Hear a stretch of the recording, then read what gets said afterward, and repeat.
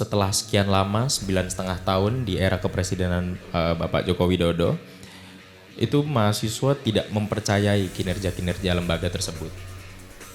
Partai-partai manapun tuh dalam anggapan hal ini itu sama-sama saja. Nah, maka angket itu akan menjadi bukti partai mana kira-kira yang serius untuk mengawal demokrasi kita yang sudah mengerucut dan hanya disampaikan selama 5 tahun sekali. Yang anehnya hari ini disikapin sama teman-teman adalah itu sama sekali tidak berpengaruh. Kalau di kampus, ini level kampus aja ya, ini level kampus. Kalau di Trisakti, prosedural pencalonannya cacat, itu dianulir, didisqualify gitu. Nah, hari ini masa Universitas Trisakti bisa jalanin pemilu lebih baik daripada negara ini?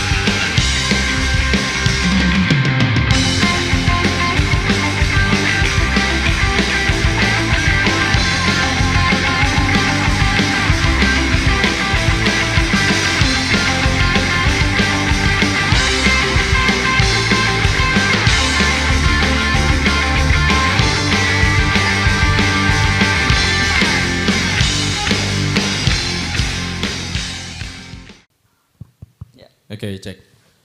Pertama, assalamualaikum warahmatullahi wabarakatuh. Selamat malam, saya Vladima Insan Mardika. Bisa disapa Dima atau Vladima juga boleh. Hari ini saya masih menjabat sebagai Presiden Mahasiswa Universitas Trisakti.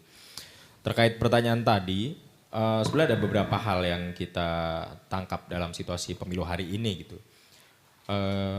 Kami dari teman-teman mahasiswa memandang memang ada kecurangan yang sangat tersistematis di sini dan sangat masif gitu. TSM lah, struktur sistematis dan masif. Nah, hari ini pun singkat saja rasanya, saya nggak akan lama-lama. Kita juga tadi sempat di awal dibahas soal angket kan. Hari ini kita punya stance yang cukup kuat tentang bagaimana kita melihat negara saat ini. Kita sama-sama tahu bagaimana politisi akan bekerja, bersikap, dan berbicara. Akan selalu berkutat pada kepentingan-kepentingan dan akan selalu berkutat pada itu-itu saja, nggak akan lebih daripada itu. Tidak pernah ada nama Vladima atau nama siapapun itu dalam mereka karena saya bukan elitis, hanya rakyat sipil biasa. Untuk tentang angket tersebut, itu sebetulnya akan jadi ajang yang sangat pas untuk partai-partai itu membuktikan diri. Setelah sekian lama, 9,5 tahun di era kepresidenan Bapak Joko Widodo, itu mahasiswa tidak mempercayai kinerja-kinerja lembaga tersebut. Partai-partai manapun tuh dalam anggapan hal ini itu sama-sama saja. Nah, maka angket itu akan menjadi bukti partai mana kira-kira yang serius untuk mengawal demokrasi kita yang sudah mengerucut dan hanya disampaikan selama 5 tahun sekali. Karena kan itu, pemerintah baru bicara soal demokrasi secara masif, secara besar, digaungkan, keterlibatan pemuda, itu baru ketika pemilu saja. Baru ketika 2023, 2024, sebelumnya nggak ada. Sangat tipis sekali, kalaupun ada itu sangat minim, nggak sebanyak ini. Karena mereka melihat adanya peluang-peluang untuk memenangkan dan memang perlu untuk mengambil suara-suara anak muda. Jadi pertama, kita menganggap bahwa itu merupakan ajang kita lihat partai mana yang kira-kira masih menjalankannya sebagai perwakilan dari rakyat itu sendiri. Kemudian yang kedua, kami dari awal sudah sempat banyak aksi berkali-kali gitu, termasuk ke MK sekalipun kan. Tapi hari ini kami sejujurnya tidak ingin melihat hanya dari paslon 02 saja, karena kalau kita lihat rekam jejaknya sebetulnya pernah ada kecenderungan bahwa tiga pihaknya juga sama-sama memiliki potensi untuk memasangkan yang diusung dengan Mas Gibran itu tadi. Ada hal-hal tersebut. Nah, tapi hari ini yang ingin saya lihat juga adalah begini. Putusan MK itulah awal mula kecurangan itu terjadi. Yang memang dilakukan sendiri oleh Bapak Jokowi itu sendiri melalui dengan campur tangannya oleh pamannya itu sendiri. Nah, tegas-tegas saja bicara seperti itu, lantang-lantang saja. Karena memang itu faktanya. Karena memang akhirnya diungkapkan ada kecurangan, ada pelanggaran etik. Yang anehnya hari ini disikapin sama teman-teman adalah itu sama sekali tidak berpengaruh. Kalau di kampus, ini level kampus aja ya, ini level kampus. Kalau di Trisakti, prosedural pencalonannya cacat, itu dianulir, didisqualify gitu. Nah hari ini masa Universitas Trisakti bisa jalanin pemilu lebih baik daripada negara ini? Ya itu kan konyol, Trisakti cuman grogol aja gak nyampe dia. Gak nyampe, cuman area kecil saja dia, kumpulan itu. Nah tapi kita seperti itu, karena kita taat sama konstitusi yang berlaku. Gak ada ceritanya main tabrak-tabrak aturan macam itu, gak ada. Kalau ada yang memang melanggar etik, melanggar peraturan, konstitusi, atau bagaimana kita menyebutkan batasan-batasan yang ditentukan, maka harusnya didisqualify, tidak sah. Karena proseduralnya sudah cacat, kira-kira demikian. Tanggapan dari saya, terima kasih. Ya menarik ini ya, jadi Dima juga ditanya ini, mau ngapain nih mahasiswa nih setelah situasi semacam ini, penting juga kan kita tunggu. Karena sekarang saya kira mahasiswa gak sendirian ini, banyak sekali komponen masyarakat yang mau bergerak juga. Oke, siapa yang mau, Dima dulu aja ya, kita minta ya jawabnya ya Mbak Kusnul ya. Tiga langsung? Tiga langsung, oke. Ada lagi yang mau tanya? Oke. Oke, kalau nggak ada langsung aja kita jawab. Yuk, Dima dulu deh untuk jawab. Ini orang nunggu-nunggu, mau ngapain tuh mahasiswa ini dengan situasi sekarang ini? Oke, baik. Tadi kan pertanyaannya sebenarnya akan kan. Apakah akan mengawal hak angket itu tadi ya? Sebenarnya bukan akan, tapi kami sudah melakukan itu dalam beberapa hal dan memang sempat beberapa kali dapat tindakan intimidasi dan represivitas yang luar biasa. Nah, beberapa waktu lalu kita sempat demo di MK dan kita dibenturkan dengan beberapa kelompok masyarakat yang lain yang mengidentifikasi dirinya sebagai mereka adalah yang pro terhadap Bapak Jokowi dan mereka menolak adanya hal seperti itu. Mereka ingin ya udah ini pemilu damai-damai aja gitu loh. Nah, pemilu kan nggak bisa damai pertama sebenarnya. Akan selalu ada pertempuran minimal gagasan setidak-tidaknya gitu loh. Kalau di masyarakatnya ya kita berharap ada kedamaian di situ. Ada ketertiban di situ. Tapi bagaimana mengkondisikan masyarakat tertib kalau misalnya pemilunya curang? Kalau ditemukan banyak dugaan-dugaan kecurangan. Begitu, kita sudah kawal itu. Nah mungkin sekalian saya promosikan saja, ada laman Instagram khusus untuk memantau gerakan mahasiswa hari ini yang masih tergabung, itu di 410.ind.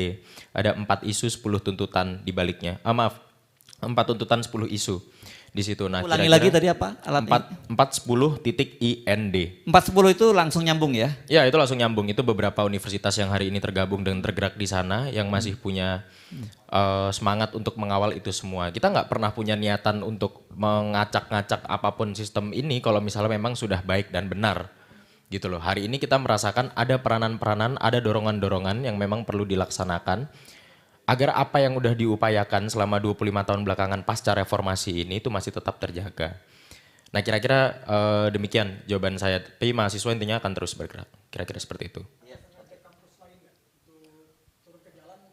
Oh tentu.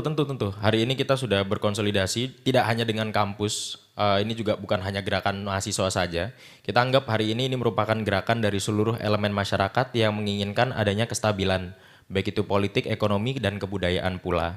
Karena 5 tahunan ini akan menentukan beberapa waktu ke depan bagaimana akan kehidupan bernegara ini. Kira-kira demikian. Pasti akan diajak. Nggak cuma kampus lain, seluruh elemen masyarakat.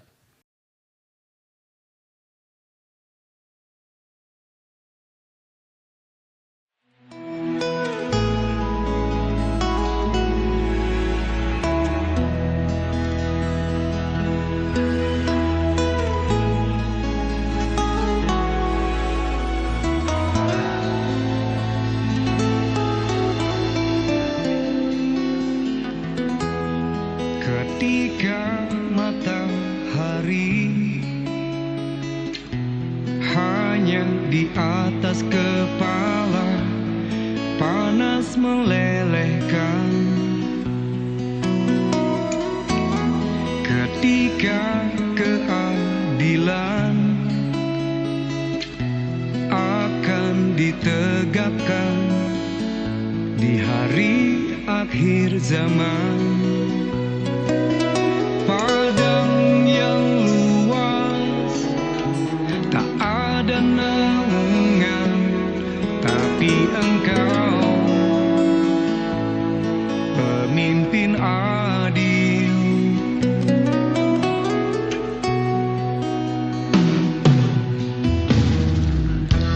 Setiap manusia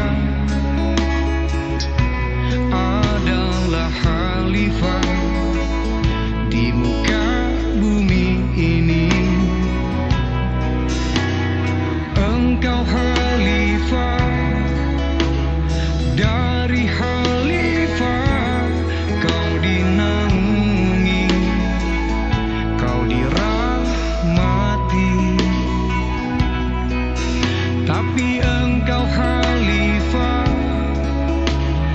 dari khalifah kau dinaungi, kau diselamatkan. Oh, dari hari pembalasan engkau bisa bawa mata air kebaikan bagi manusia.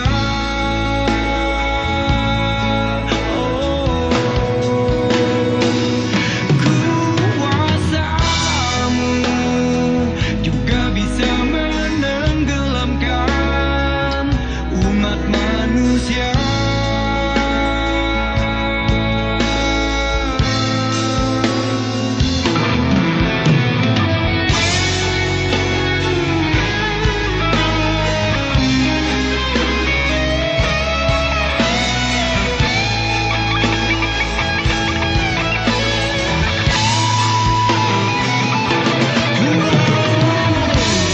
Tak ada bahteramu, tak ada penyelamat, maka adillah kau pemimpin.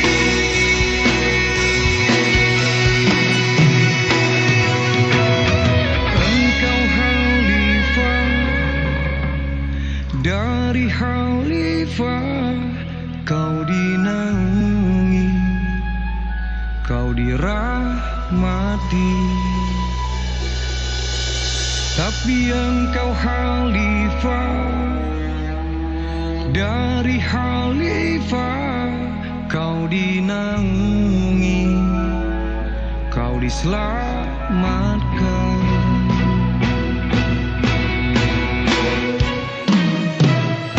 Engkau bisa bawa mata air kebaikan bagi manusia.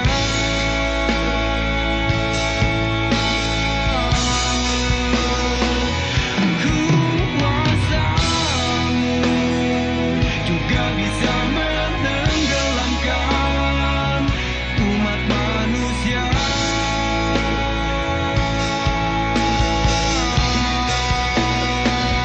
Engkau bisa bawa mata air kebaikan bagi manusia.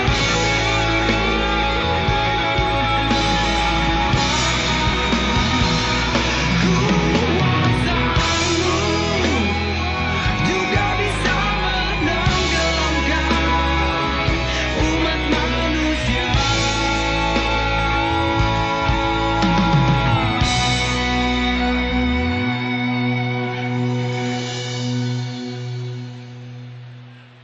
Tapi engkau khalifah, dari khalifah kau dinaungi, kau diselamatkan.